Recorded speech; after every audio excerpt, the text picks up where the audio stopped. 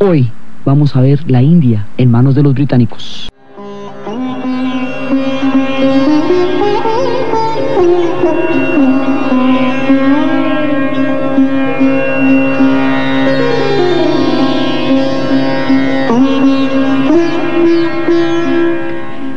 Hoy vamos a ver cómo empieza esta situación que va a transformar en una gran medida la historia de la India.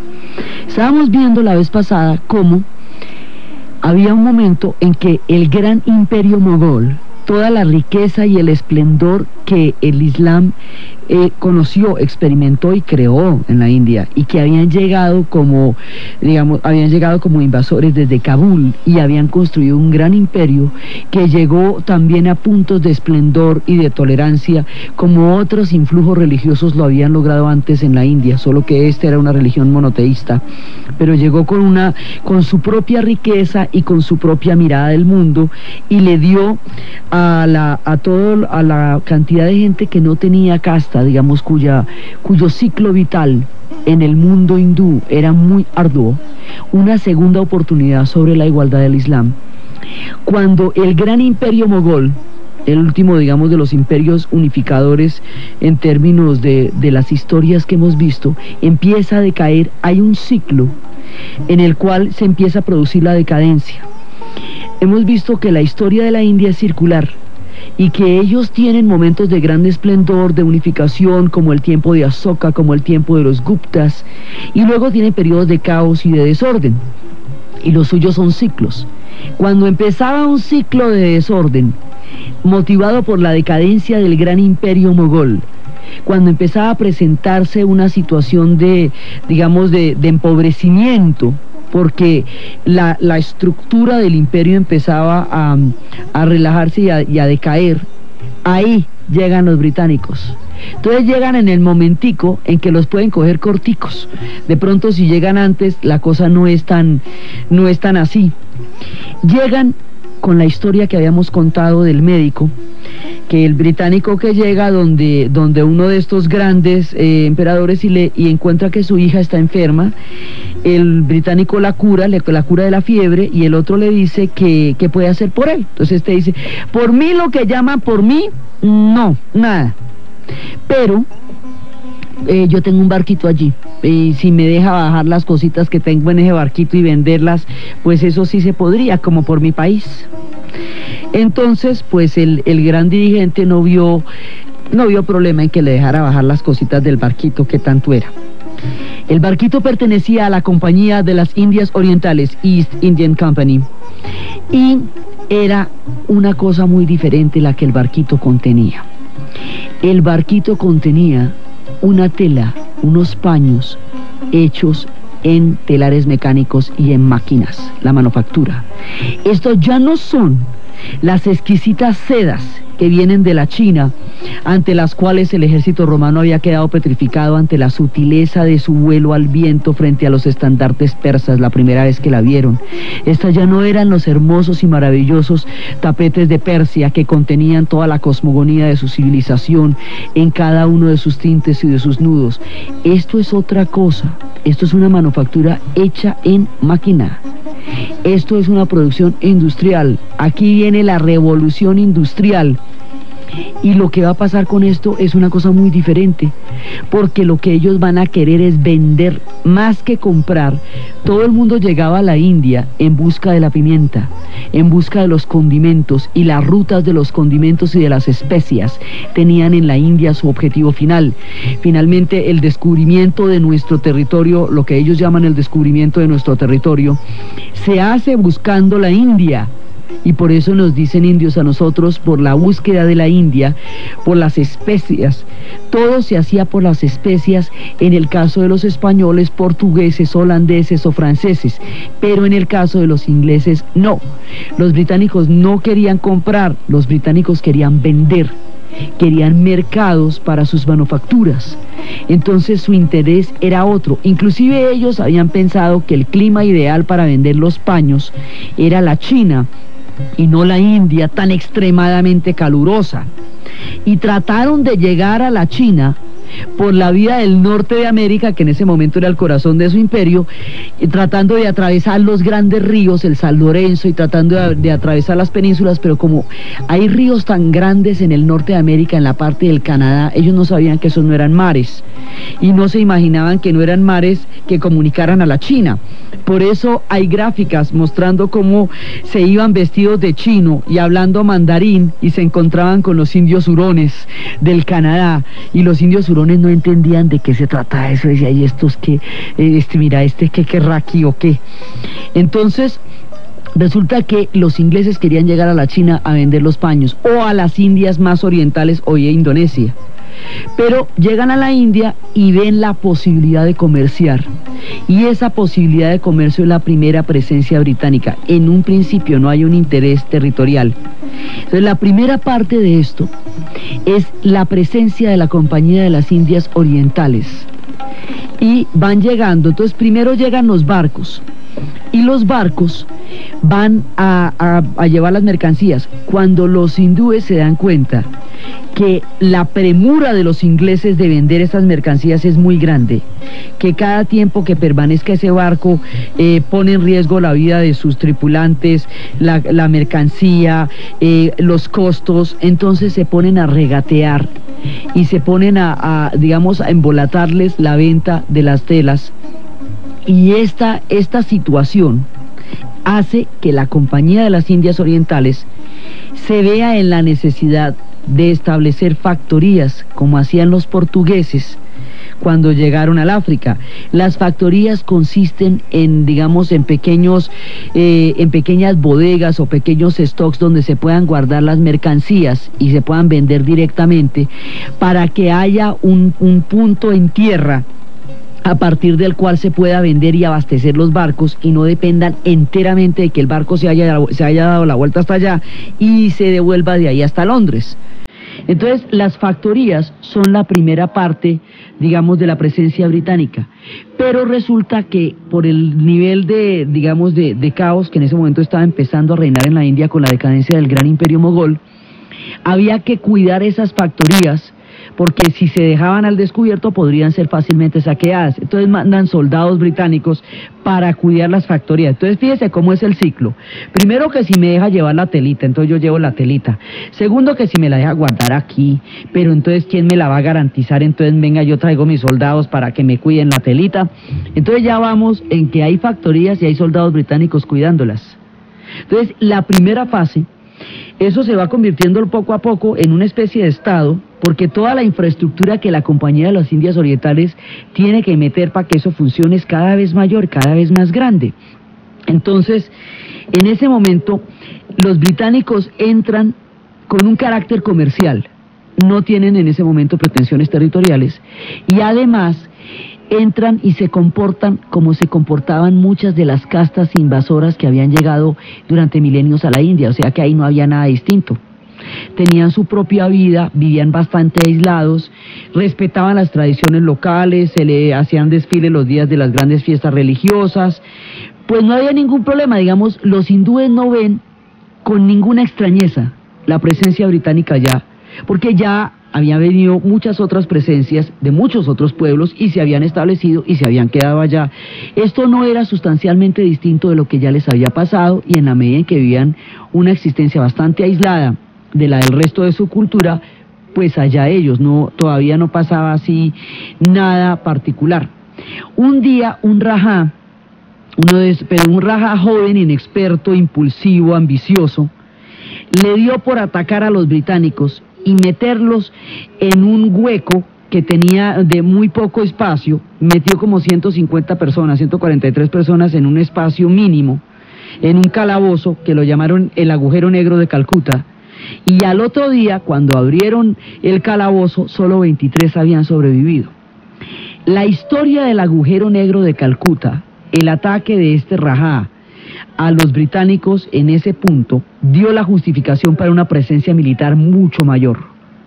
Y ya empiezan, digamos, a entrar tropas con un carácter mucho más permanente. Entonces, la primera parte de la llegada de los británicos está constituida fundamentalmente por la presencia comercial de la compañía. Ahí todavía esto no forma parte de un imperio, esto va a formar parte de un imperio después. Pero en un principio es así. Ya cuando se presenta lo del agujero negro, ahí hay un pretexto militar para mandar una guarnición bien importante para custodiar la seguridad de los británicos en la India. La manera como ellos van extendiendo la dominación es triangulándola. Hacen el triángulo de Calcuta, que es por donde entran, que es por donde pasa todo esto, en Bengala. Madras, que está mucho más abajo. La India es un subcontinente que tiene una forma triangular. Entonces, en un extremo está Calcuta, en el extremo de abajo está Madras y al otro lado Bombay. Bombay le fue donado a los británicos como dote por el matrimonio entre un rey y una princesa portuguesa. Los portugueses les donaron Bombay y el rey al quien se le donó Bombay se la arrendó a la Compañía de las Indias Orientales por un precio de 10 libras anuales, que no le parecía, digamos, no tenía mayor interés en Bombay. Entonces la Compañía India entra de esta manera triangular en Calcuta, Madras, Bombay, y empieza a extender su criterio comercial. Ellos llevan la revolución industrial. Al llevar la revolución industrial, las manufacturas que se pueden producir en cantidades mucho mayores que lo que puede producir artesanalmente una familia que durante siglos ha tenido la tradición de producir telas, va a hacer que poco a poco se vayan arruinando los sistemas de la artesanía familiar, que daban una economía de subsistencia, que le permitía a usted sobrevivir.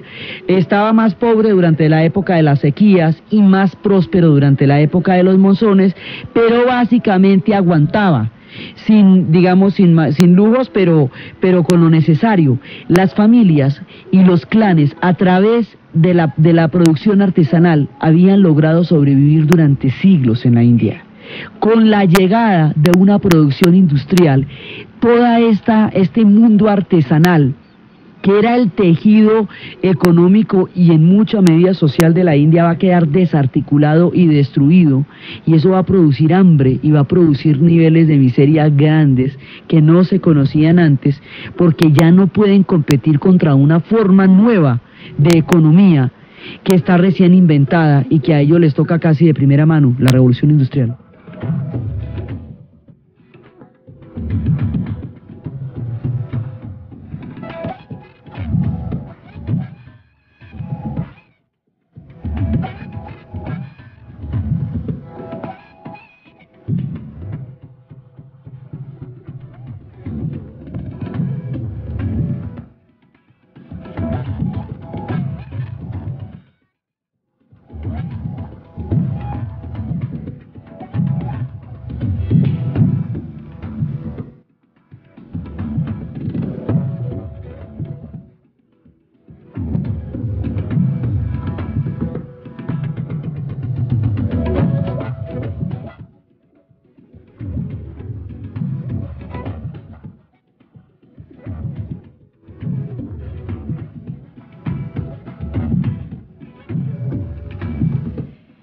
Debido a esa fractura que la producción industrial de los ingleses va a generar en el pueblo hindú, la manera como se van a desarticular sus producciones artesanales, el tejido familiar, todo eso.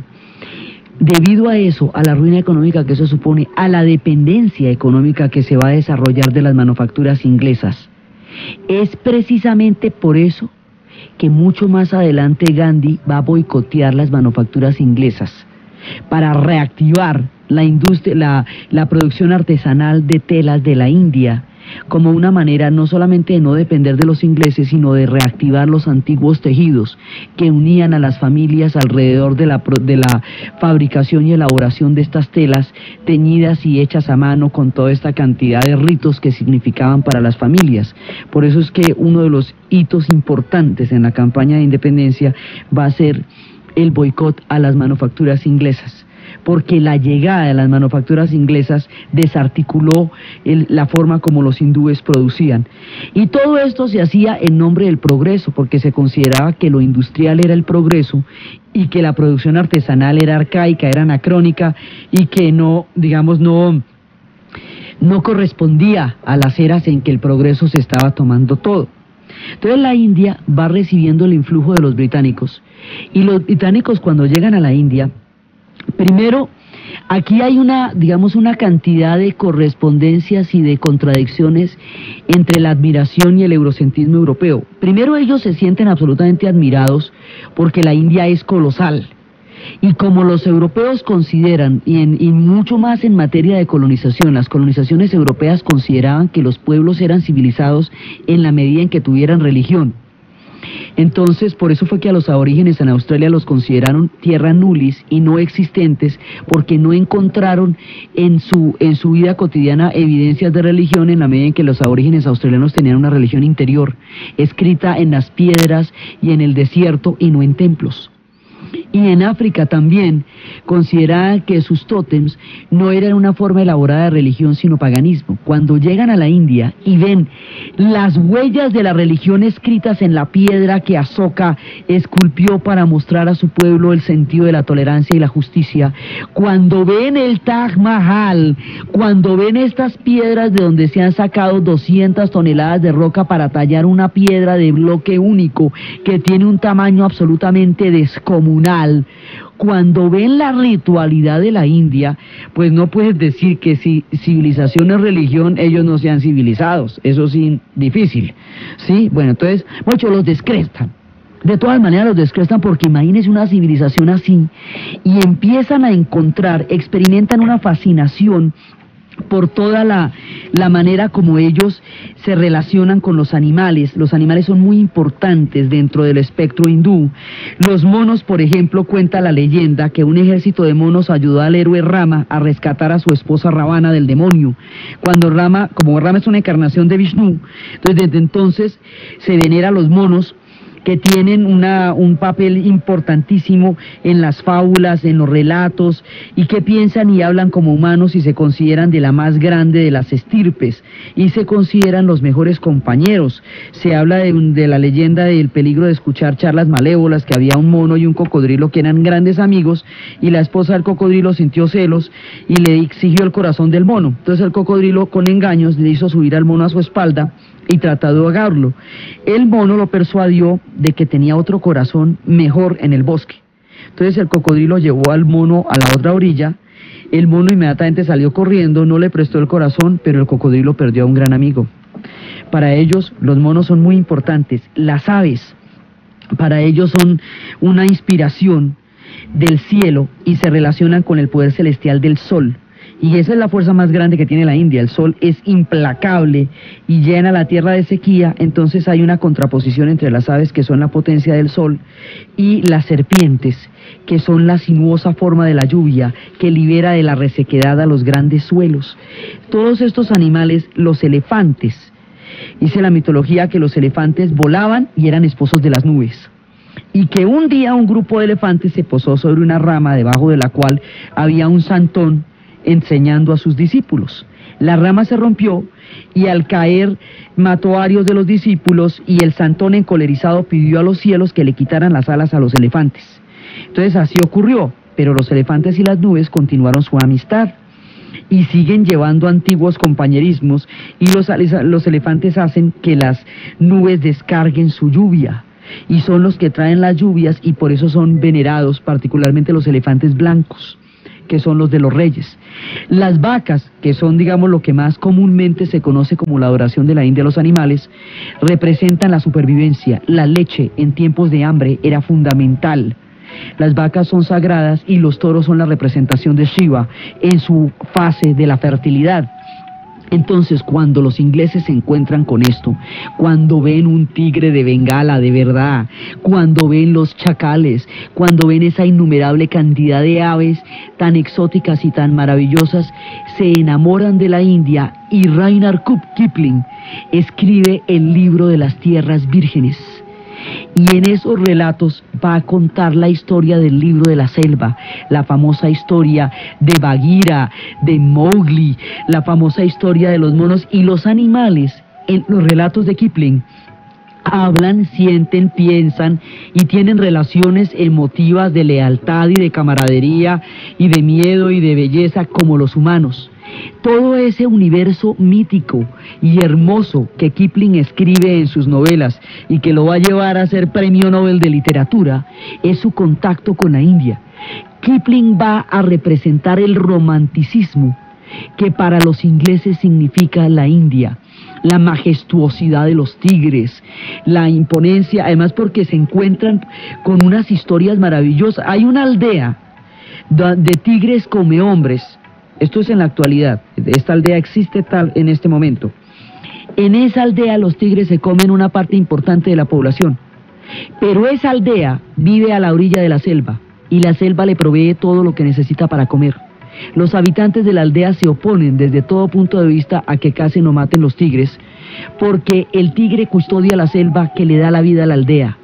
Luego, la cuota de hombres que el tigre se come es el precio que la selva les pide por darles todo aquello que les permite sobrevivir. Por eso no los tocan y pasivamente permiten que los tigres se coman a la cantidad de gente que se comen anualmente. Van a ver todo eso. Van a ver relaciones completamente diferentes con el cosmos y con el mundo, y van a ver un continente gigantesco, infinitamente más grande que la isla de donde vienen, con una diversidad de climas que no pueden imaginarse, con unas montañas que no existen en sus tierras de suaves colinas, con unas sequías que no se conciben desde las verdes tierras, con una mirada que no concibe un universo de este tamaño, y la India los marea. La India los alucina, se les sube a la cabeza y empiezan a mirar la India como el corazón de la imaginación de su mundo y se va a convertir para ellos en la pieza fundamental de su historia de ahí en adelante. Enceguecidos y maravillados por la India, combinan la fascinación exótica que estas tierras que habían derrotado con su inmensidad a Alejandro, a quien nadie derrotó, solo la inmensidad de la India, que siendo él Alejandro el Grande, más grande era la India. A pesar de eso, esta misma India que derrotó a Alejandro, a los ingleses los fascina y los enloquece. Entonces, por un lado, experimentan esa fascinación, esa maravilla, ese esplendor de una tierra tan exótica, con elefantes, con miles de elefantes, con marajás recubiertos de rubíes, con sus ceremonias, con sus diamantes, con toda esa adoración, con sus dioses gigantescos, con sus templos maravillosos, con sus budas imponentes, con estas estatuas a las que un hombre inculto les da por menos de una tercera parte de la uña del último pie de la estatua, porque su tamaño es de una monumentalidad que es más allá de la dimensión humana. Ellos se enamoran de estas piedras, de estos tallados, de esta delicadeza de este pueblo y a la vez se sienten infinitamente superiores porque se consideran portadores de la civilización. Cuando los hindúes llegan, se encuentran con los ingleses van a llegar con lo que ellos consideran el eurocentrismo europeo. Los europeos han desarrollado la modernidad, han desarrollado la revolución industrial y han desarrollado la idea de progreso. La idea de progreso en la India, ¿como para qué sirve si ellos lo que van es a reencarnar y sus ciclos históricos son circulares y ellos lo que tienen es idas y venidas de los ciclos de la vida? Entonces, para ellos la idea de progreso pues no les dice nada, pero los ingleses son portadores del progreso y ellos se consideran que han sido destinados por la providencia para llevar la civilización al mundo. En la primera etapa, en la etapa estrictamente comercial, todavía no están interesados en llevar lo que ellos consideran progreso a la India. Es en la segunda etapa en la cual se va a producir esto. Digamos, cuando hay un cambio de una actitud comercial, de una compañía privada, a una actitud imperial, de un reino que en ese momento está dominando el mundo. El cambio se va a producir.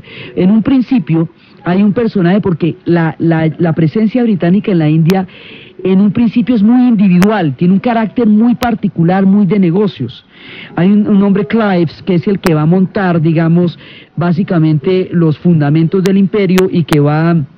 él todavía al servicio de la compañía, que durante una tormenta atacó un fuerte islámico y lo tomó y empezó digamos, a crear las bases militares para una presencia de los británicos allá. Este tipo es muy importante. Estos al principio llegan descubridores, descubridores como Gonzalo Jiménez de Quesada, como Pizarro, como Robledo, los descubridores en las mismas condiciones en que los españoles descubrían un continente desconocido y delirante para ellos y quimérico, y con el mismo nivel de asombro.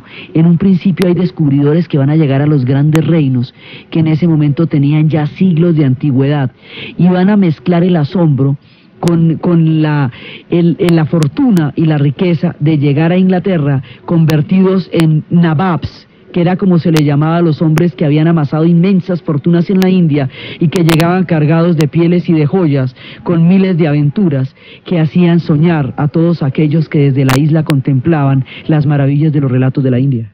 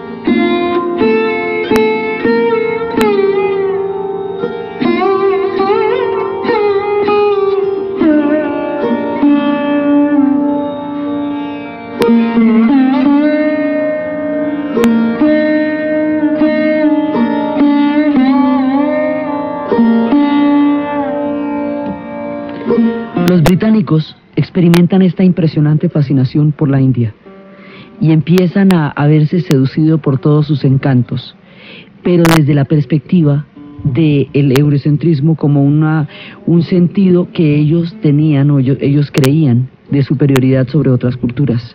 Entonces se mezcla esta fascinación con este sentido de superioridad.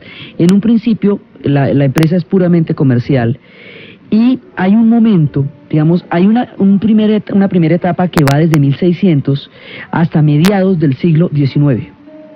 En la mitad del siglo XIX, ya Inglaterra está convertida en la dueña virtual del mundo entero.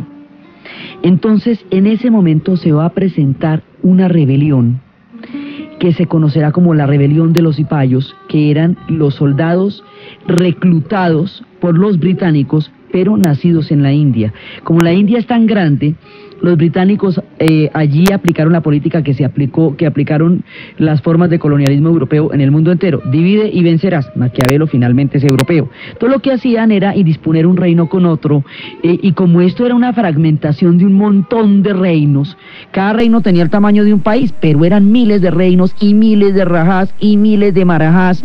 Entonces esto era una diversidad y una heterogeneidad inmensa, y ellos aprovechaban toda esa cantidad de diferencias para mantener su poder sobre unos y sobre otros. Entonces ellos logran una dominación importantísima de la India. Hay pedazos de la India que no van a quedar bajo el dominio británico, por eso se llama la India británica, pero digamos, en su globalidad ellos sí quedaron y fueron una parte muy importante del imperio. Entonces, ¿cuándo se vuelve este imperio? Hay una rebelión de los cipayos, porque resulta que alguien introdujo un nuevo tipo de balas en el ejército cipayo, que era este ejército de población nacida en la India, hindúes y musulmanes, y esas balas estaban recubiertas de un sebo de cerdo, de grasa de cerdo. Había que morder la bala para poderla utilizar. Al morder la bala, ellos tenían que probar esa grasa de cerdo de la cual estaba recubierta la bala. Eso, desde el punto de vista del Islam, es una ofensa, porque la grasa de cerdo para ellos es impureza. Y desde el punto de vista del hinduismo es una ofensa, porque ellos tienen respeto por todas las formas de vida y no comen productos animales.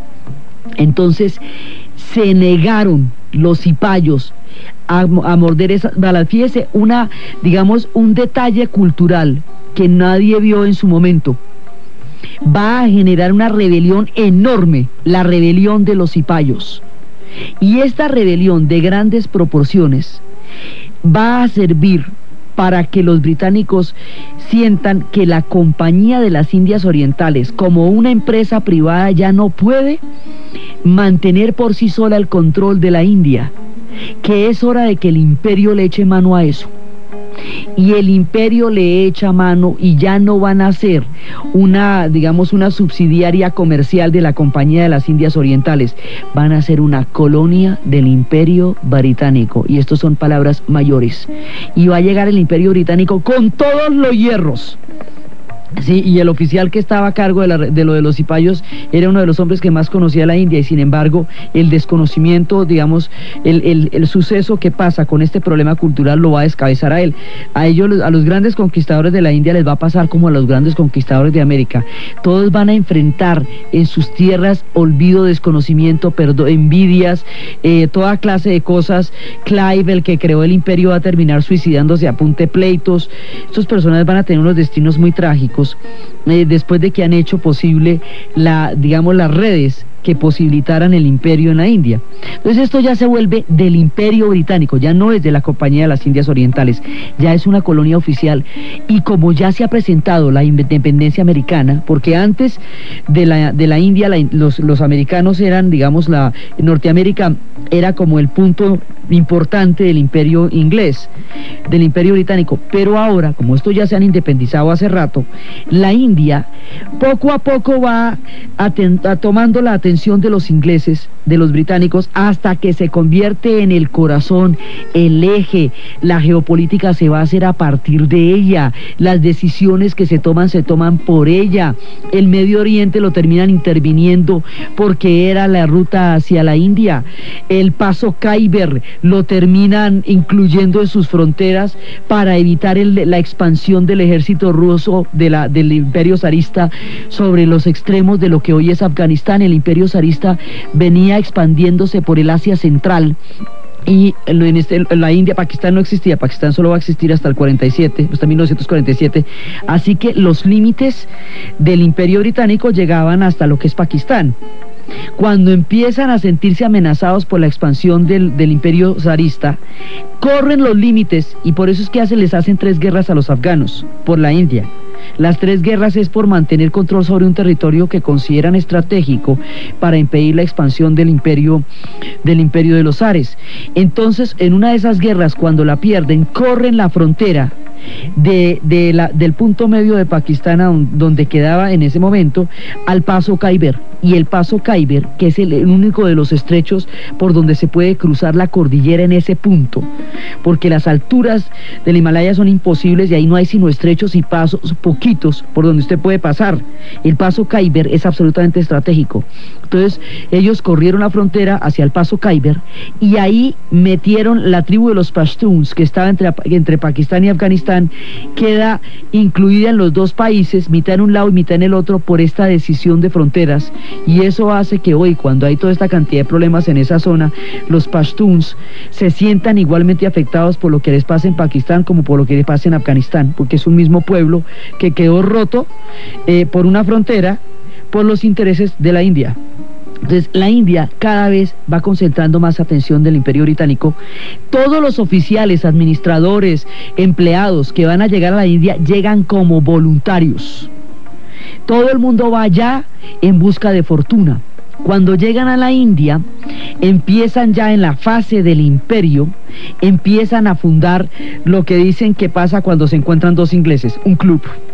Empiezan a fundar los clubes. Entonces, para ellos el sentido de superioridad occidental estaba dado por la vestimenta. Entonces, en ese club ponían los ventiladores a toda y se vestían impecables de saco, corbata, chaleco, de mancornas y todo, en el calor más bravo del mundo. Estos vestidos de ingleses tomando el té a las 5 de la tarde en Bengala o en Madrás. Sí, la cosa más increíble, porque eso consideraban ellos que era mantener la civilización. Y jugaban el cricket y el polo y crean un mundo fastuoso, pero un mundo que quiere mantenerse separado de la cultura hindú, porque consideran que la suya es una cultura superior, y eso les va a pasar en todas partes. Llegan con la idea de que ellos son los portadores del progreso y de la civilización, que los pueblos a donde llegan son inferiores en cultura y en civilización a ellos, y que su presencia allá los beneficia con un influjo civilizador que ellos necesitan para entrar dentro del progreso y abandonar el estado salvaje, pagano o supersticioso en que se hallen antes del contacto con los ingleses. Esta arrogancia tan supremamente subida de tono, que la van a tener desde la India hasta donde quiera que estén, porque precisamente en la famosa novela de Las Cuatro Plumas, que de nuevo se lleva al cine, la novela de Manson, A.W. Manson, ahora de nuevo en el cine se muestra esa actitud de superioridad. Ellos se creían realmente que ellos eran lo último en guarachas, la octava maravilla, que mejor dicho que el resultado último de la teoría de la evolución de Darwin era el eurocentrismo europeo, y todo el mundo colonial que se va a crear en el siglo XIX se crea sobre esta idea, sobre la idea de que son infinitamente superiores, y en Las Cuatro Plumas ni siquiera ponen cuidado a las cosas que les dicen porque consideran que están entre bárbaros y salvajes, y nunca mirarán a la población con la suficiente curiosidad para saber que tienen algo que enseñarles. Entonces, esta arrogancia, este sentido de la superioridad que ellos van a creer innato y digamos inherente al hecho de haber nacido en la Gran Bretaña, solamente va a ser derrotada de cuajo y totalmente por la humildad. Esa es la lección, una de las lecciones históricas más importantes del siglo XX, es que a la arrogancia de un imperio de este tamaño lo derrotó la humildad. Lo derrotaría la humildad de un hombre como Mahatma Gandhi, que entendió que una arrogancia de esas no puede ser contestada, sino con una actitud de magnanimidad de alma que la deje sin valía y sin piso histórico, y eso fue lo que hizo. Entonces esta gente se va montando un imperio, y están aquí los clubes, y entonces ellos cazaban tigres y llegaban llenos de tigres. Los tigres también cazaban ingleses y también tenían un montón de ingleses en sus selvas de trofeo. Mucha gente murió también por la malaria, por las enfermedades, comidos por los tigres. No fue fácil tampoco, digamos, para ellos la adaptación a este mundo y a este universo era muy difícil. Las mujeres morían en esos climas tan duros, ellas tan delicadas, y los muchachitos también morían en esos climas tan duros, y todos se iban allá de voluntarios a crear las leyendas que inspirarían 1000 novelas, desde El pasaje a la India, Pabellones lejanos. Bueno, ya se va formando el imaginario colonial más importante del Imperio Británico, se forma a partir de la India, y la India sigue su historia. Digamos, la India ha visto castas anteriores, pero estos ya se van a meter. Cuando no se metían con su cultura no había problema. Cuando ya empiezan a meter con la cultura de los hindúes y empiezan a condenar cierto tipo de ceremonias o de actos, ahí ya empiezan a tener problemas. Cuando les quieren llevar las ideas de las instituciones democráticas y de la libertad y del individuo, ese discurso es incompatible con el colonialismo. Porque si yo soy libre, ¿por qué usted me somete?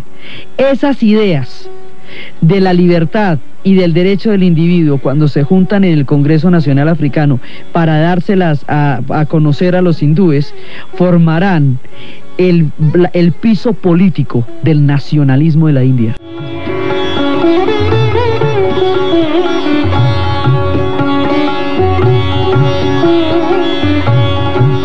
Mientras los británicos están avanzando en la India, mientras todas estas historias se van consolidando, por un lado, las mismas instituciones británicas van dando los gérmenes para lo que va a ser el movimiento nacionalista de independencia, porque el mismo discurso de la libertad y de la autodeterminación que les están enseñando junto con la enseñanza del inglés, da la base política para empezar a plantear una independencia, por un lado.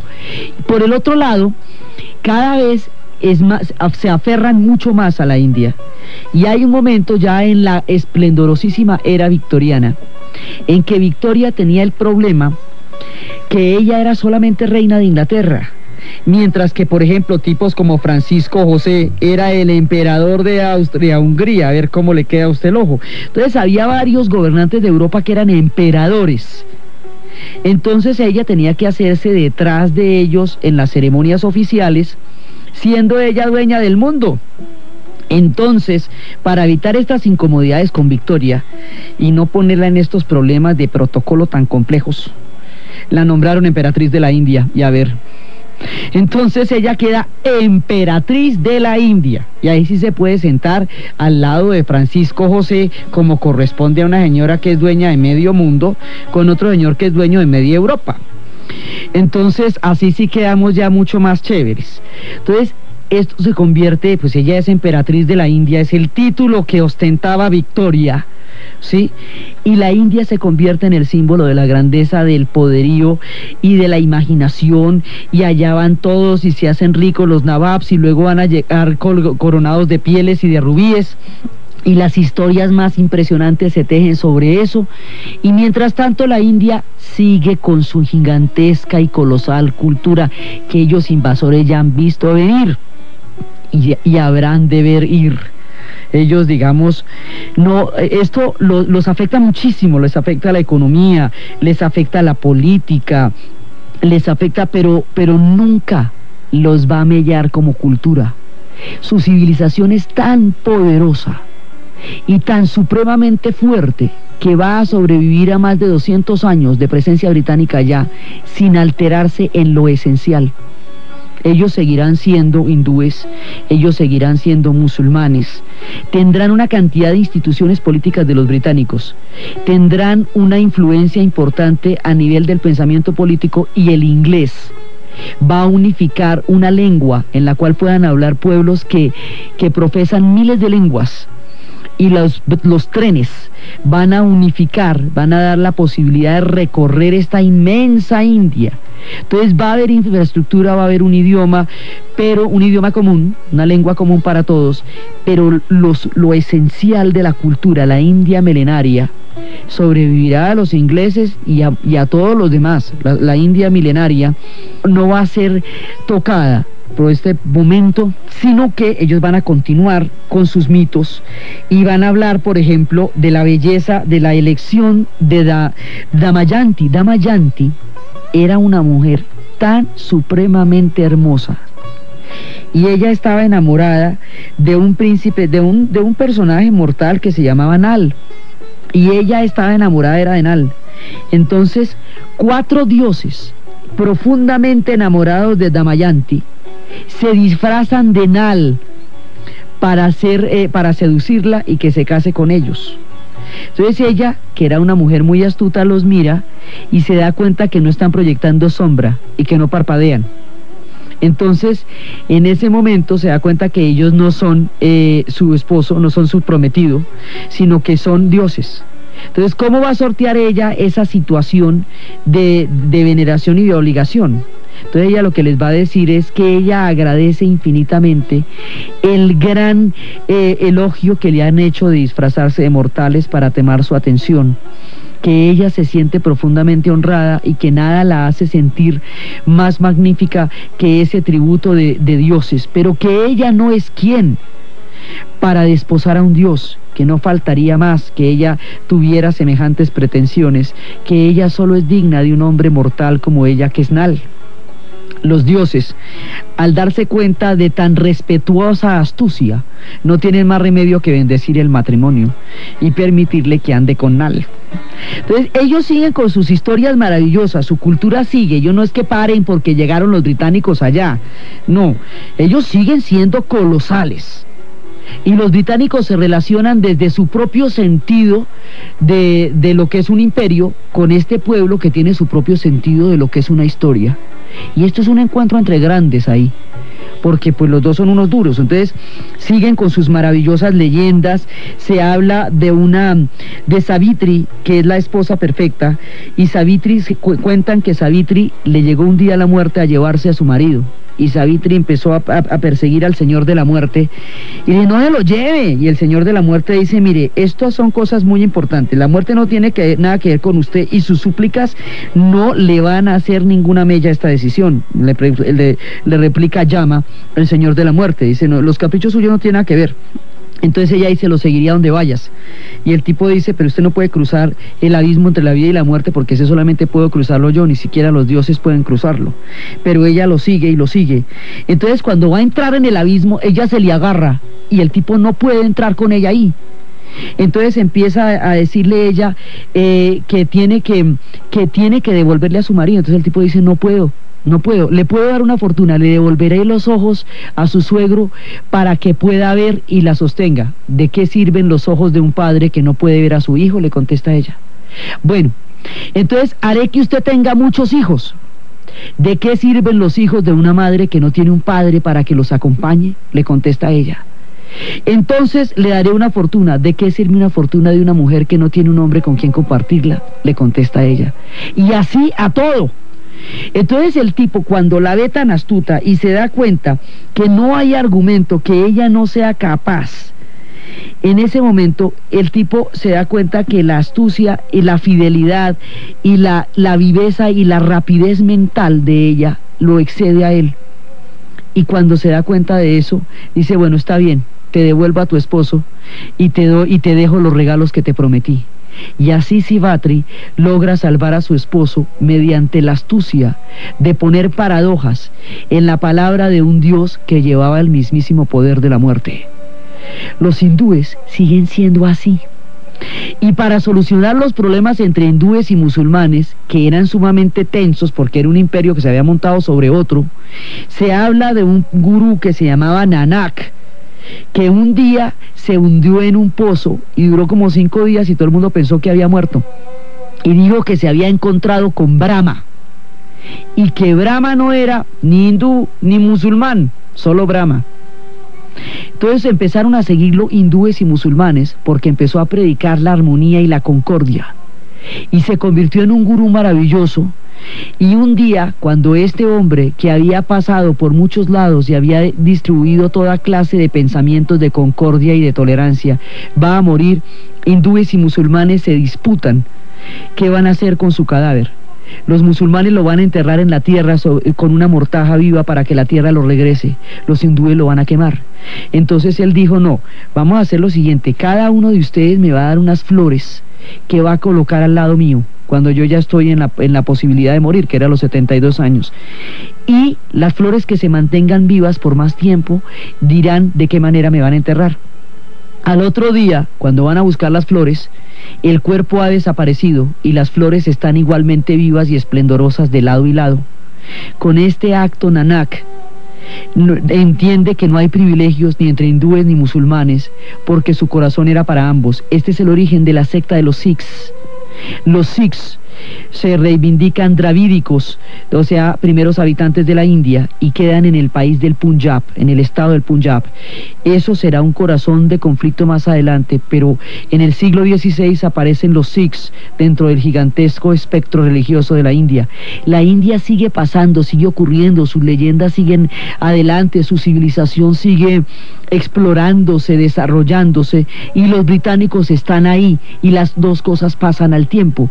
Y los británicos, para mantener su estatus, se visten con esa ropa pesada y totalmente inadecuada para esos climas, toman el té a las 5 de la tarde, y lo que es más terrible, en el país de las especies, donde existe la comida más exquisita, donde la pimienta justificó la exploración del planeta entero solo por poseerla en los platos de las mesas europeas, los ingleses no la van a probar, siguen comiendo su comida simple, porque era una parte de seguirse manteniendo británicos, y la comida de Europa se va a enriquecer maravillosamente con los contactos con la India, con Indonesia, con Borneo, con Malasia, pero la inglesa no, porque ellos siguen comiendo como comen, su té de menta, sus carnes hervidas, ¿sí? Y siguen viviendo como viven, y siguen vistiendo como visten, y siguen jugando al cricket, y siguen leyendo el Times, que le llegaba con 4 meses de atraso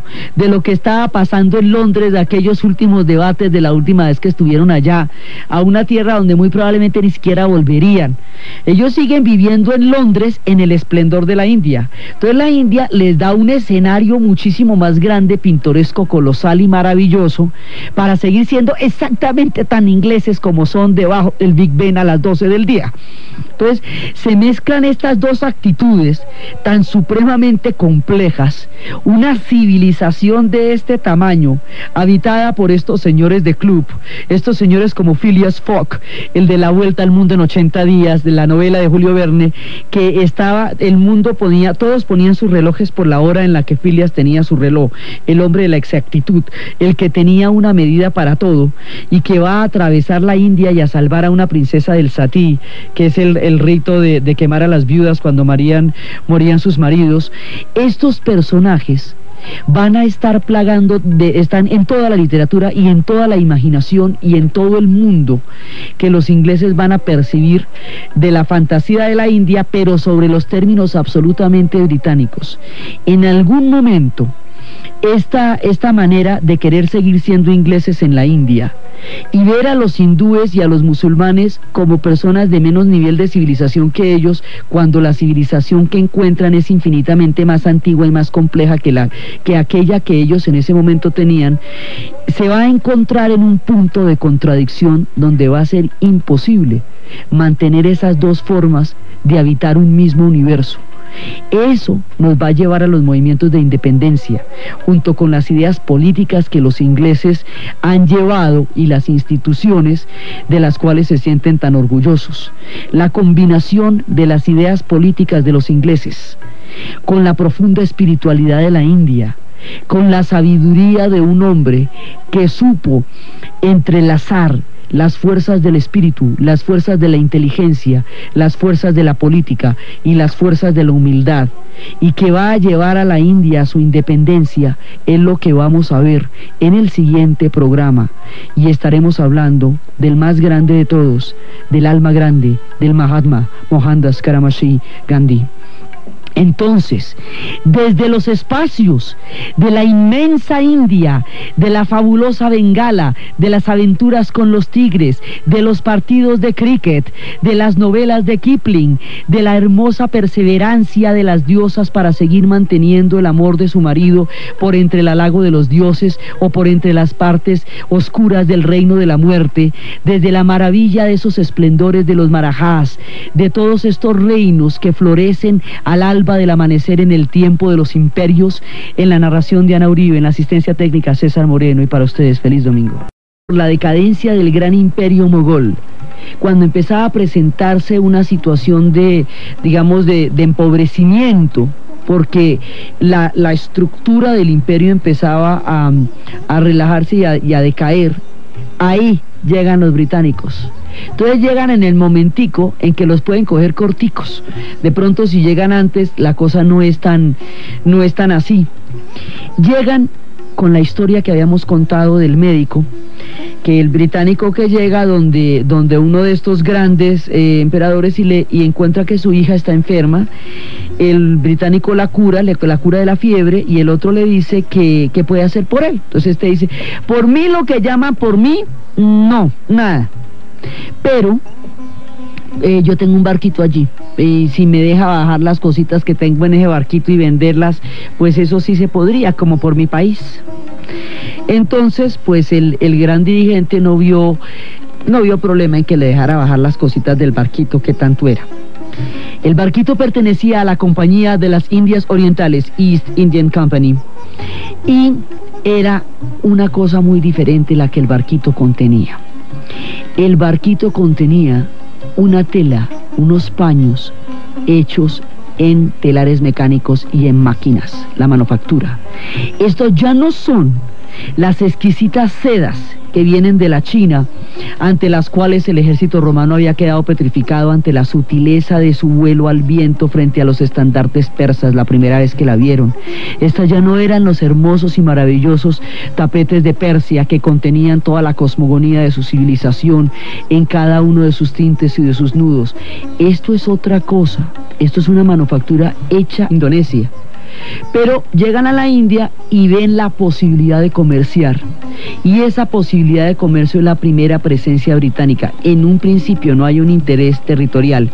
Entonces la primera parte de esto es la presencia de la Compañía de las Indias Orientales, y van llegando. Entonces primero llegan los barcos, y los barcos van a llevar las mercancías. Cuando los hindúes se dan cuenta que la premura de los ingleses de vender esas mercancías es muy grande, que cada tiempo que permanezca ese barco pone en riesgo la vida de sus tripulantes, la mercancía, los costos, entonces se ponen a regatear y se ponen digamos, a embolatarles la venta de las telas.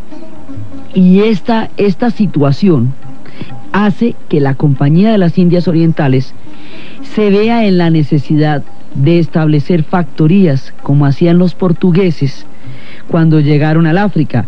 Las factorías consisten en, digamos, en pequeñas bodegas o pequeños stocks donde se puedan guardar las mercancías y se puedan vender directamente, para que haya un punto en tierra a partir del cual se pueda vender y abastecer los barcos, y no dependan enteramente de que el barco se haya dado la vuelta hasta allá y se devuelva de ahí hasta Londres.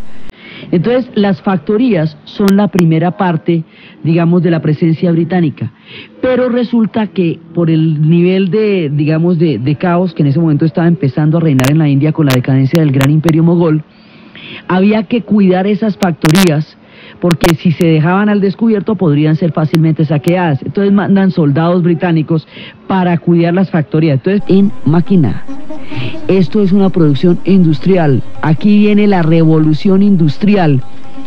Y lo que va a pasar con esto es una cosa muy diferente, porque lo que ellos van a querer es vender más que comprar. Todo el mundo llegaba a la India en busca de la pimienta, en busca de los condimentos, y las rutas de los condimentos y de las especias tenían en la India su objetivo final. Finalmente, el descubrimiento de nuestro territorio, lo que ellos llaman el descubrimiento de nuestro territorio, se hace buscando la India. Y por eso nos dicen indios a nosotros, por la búsqueda de la India, por las especias. Todo se hacía por las especias, en el caso de los españoles, portugueses, holandeses o franceses, pero en el caso de los ingleses no. Los británicos no querían comprar, los británicos querían vender, querían mercados para sus manufacturas. Entonces su interés era otro. Inclusive ellos habían pensado que el clima ideal para vender los paños era la China y no la India, tan extremadamente calurosa. Y trataron de llegar a la China por la vía del norte de América, que en ese momento era el corazón de su imperio, tratando de atravesar los grandes ríos, el San Lorenzo, y tratando de atravesar las penínsulas, pero como hay ríos tan grandes en el norte de América, en la parte del Canadá, ellos no sabían que esos no eran mares, y no se imaginaban que no eran mares que comunicaran a la China. Por eso hay gráficas mostrando cómo se iban vestidos de chino y hablando mandarín, y se encontraban con los indios hurones del Canadá, y los indios hurones no entendían de qué se trataba eso. Decía, ¿y estos qué? Mira, ¿qué querrá aquí o qué?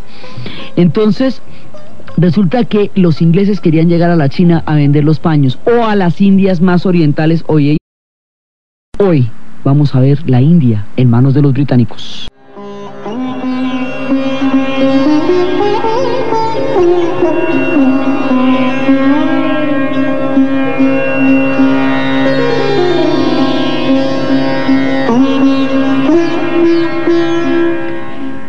Hoy vamos a ver cómo empieza esta situación que va a transformar en una gran medida la historia de la India.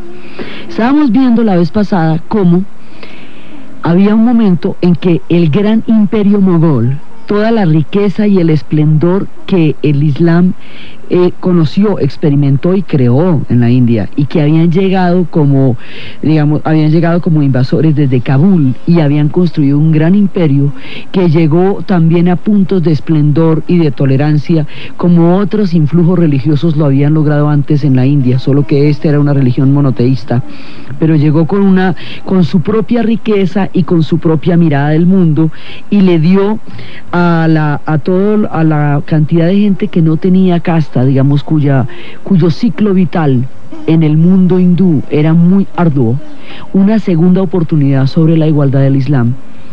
Cuando el gran imperio mogol, el último, digamos, de los imperios unificadores en términos de las historias que hemos visto, empieza a decaer, hay un ciclo en el cual se empieza a producir la decadencia. Hemos visto que la historia de la India es circular y que ellos tienen momentos de gran esplendor, de unificación, como el tiempo de Asoka, como el tiempo de los Guptas, y luego tienen periodos de caos y de desorden, y los suyos son ciclos. Cuando empezaba un ciclo de desorden, motivado por, fíjese cómo es el ciclo. Primero, que si me deja llevar la telita, entonces yo llevo la telita. Segundo, que si me la deja guardar aquí, pero entonces ¿quién me la va a garantizar? Entonces venga, yo traigo mis soldados para que me cuiden la telita. Entonces ya vamos en que hay factorías y hay soldados británicos cuidándolas. Entonces la primera fase, eso se va convirtiendo poco a poco en una especie de estado, porque toda la infraestructura que la Compañía de las Indias Orientales tiene que meter para que eso funcione es cada vez mayor, cada vez más grande.